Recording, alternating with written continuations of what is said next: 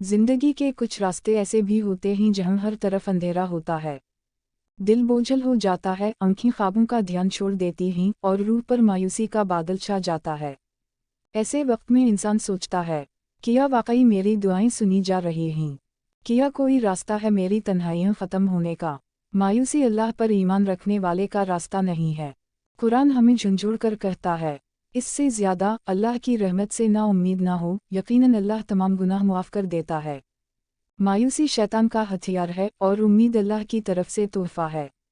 जब आप अल्लाह पर भरोसा करते हैं तो अंधेरे में भी रास्ते नज़र आने लगते हैं।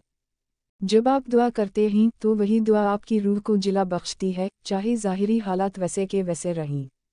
अल्लाह हमारी दुआओं को सुनता है। अल्लाह हमारे आंसू देखता है।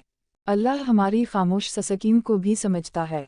आपके आज के आंसू आपके कल की मुस्कुराहट का पेशखैमा हैं। बस अल्लाह पर यकीन रखिए।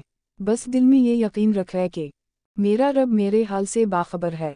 अपनी दुआ को अपने दिल की गहराइयों से निकालिए। हर छोटे छोटे लम्हे पर अल्लाह का शुक्र अदा कीजिए। हर मुश्किल के अंदर अल्लाह की हिकमत तलाश करने की कोशिश कीजिए। हर थकन के बाद अल्लाह की रहमत की उम्मीद रखिए। अल्लाह बंदे के हस्न ज़न के मुताबिक होता है। हदीस क़दसी, अगर आप अल्लाह से भलाई की उम्मीद रखेंगे तो अल्लाह आपको भलाई अता करेगा।